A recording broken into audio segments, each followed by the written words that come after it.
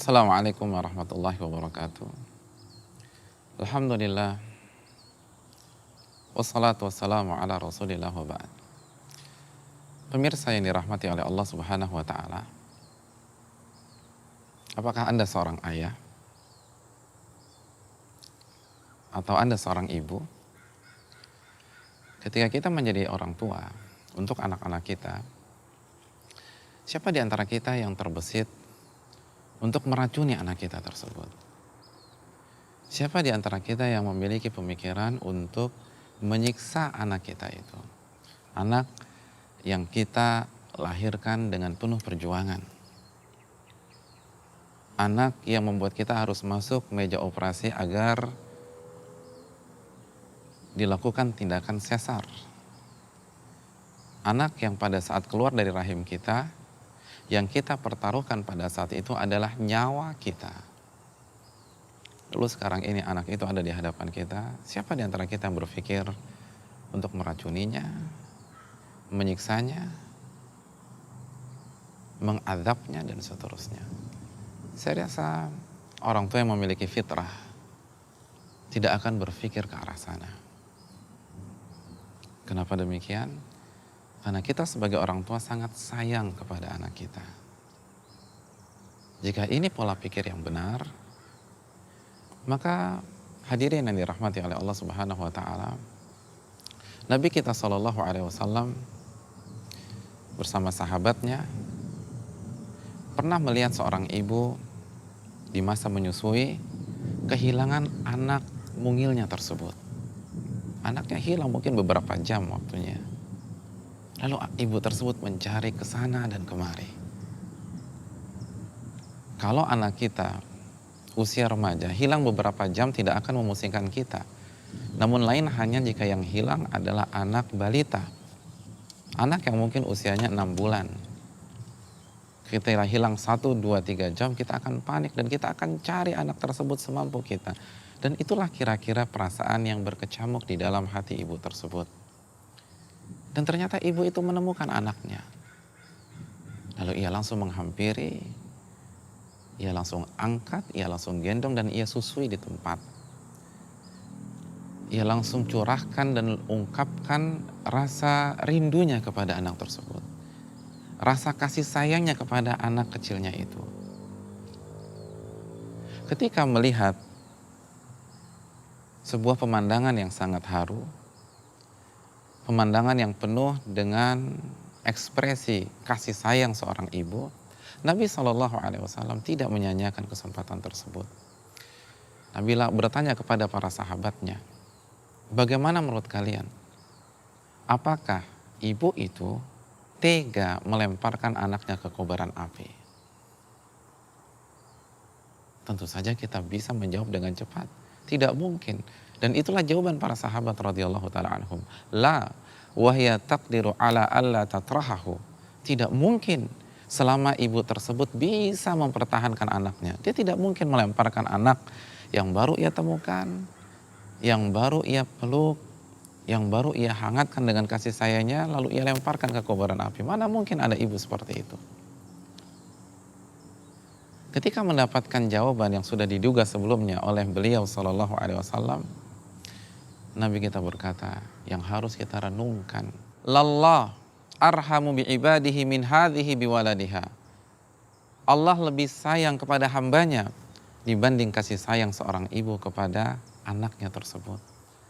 Allah lebih sayang kepada kita dibanding kasih sayang orang tua kita kepada kita. Atau dalam bahasa yang lain, Allah lebih sayang kepada kita daripada kita sayang kepada anak kita. Allah lebih sayang kepada putra kita atau putri kita daripada kasih sayang kita kepada mereka.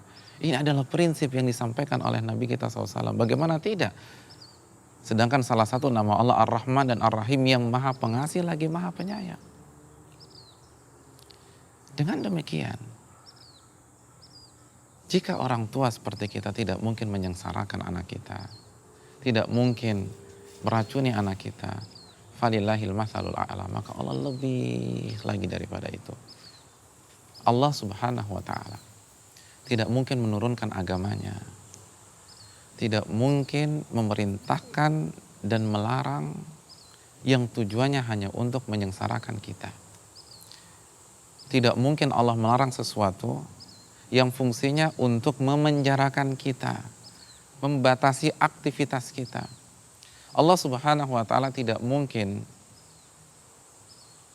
menurunkan tata cara berbusana yang tujuannya dan fungsinya hanya untuk membatasi dan mengurangi mobilitas kita. Tidak mungkin.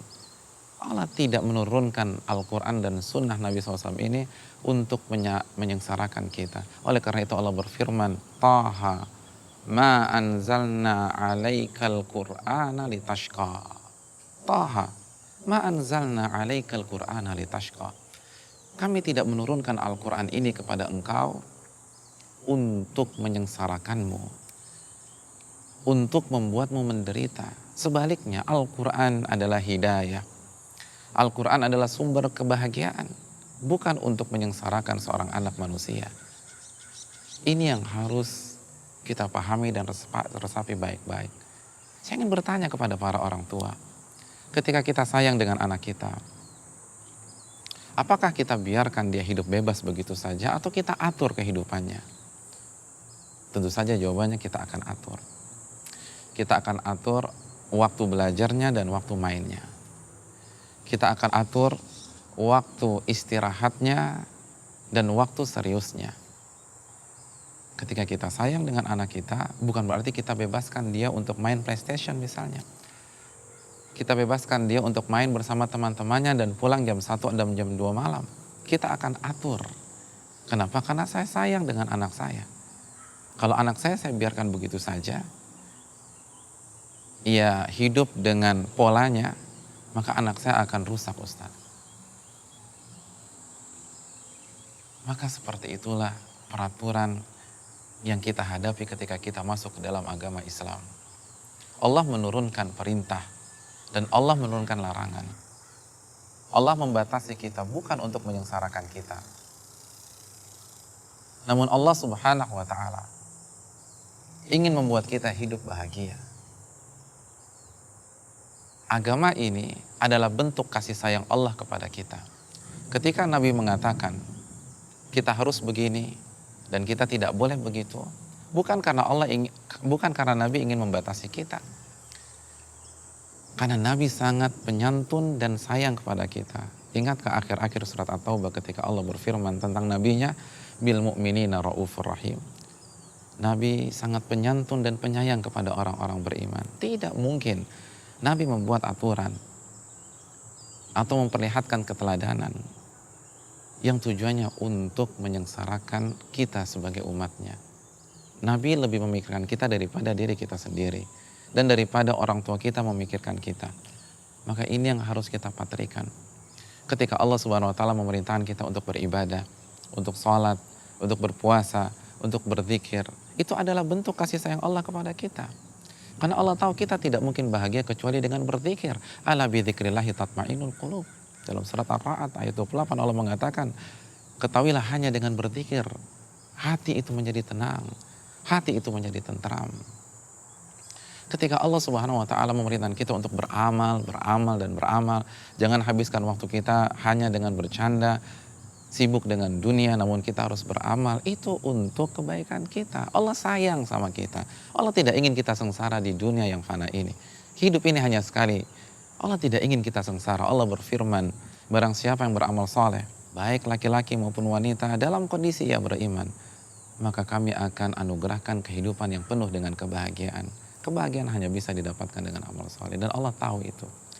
Ketika Allah mengatur dan Nabi SAW menjelaskan, itu adalah bentuk kasih sayang kepada kita. Maka jangan cepat-cepat kita membantah. Pikirkan dulu. Kenapa kita melarang anak kita pulang malam? Karena kita sayang kepada dia. Ketika kita sayang kepada anak kita, kita harus menggunakan kata-kata haram pada tempatnya. Tidak mungkin peraturan itu boleh semua. Tidak mungkin peraturan itu halal semua. Anak kita usia 5 tahun atau anak kita kelas 4 SD misalnya pulang dengan merokok ketika masuk pintu rumah kita. Apakah kita diamkan? Tidak, kita akan tegur. Kita akan larang. Lalu anak kita marah dan mengatakan, ibu jangan batasi aku. Kita katakan, ibu bukan membatasimu, tapi ibu sayang sama kamu. Benda itu tidak bagus untukmu. Bukan bentuk kasih sayang ketika anak kita pulang jam 1 malam kita biarkan. Bukan sebuah bentuk kasih sayang ketika anak kita bawa wanita yang bukan mahram ke rumah dan menginap di rumah kita, kita biarkan. Bukan sebuah bentuk kasih sayang ketika anak kita memakai pakaian dalam keluar rumah, itu kita biarkan. Bukan sebuah kasih sayang ketika anak kita menghisap rokok, kita biarkan. Bukankah kerangka berpikirnya sama, pemirsa yang dirahmati oleh Allah Subhanahu wa taala? Kenapa kita tidak mau diatur oleh Allah yang sangat sayang kepada kita?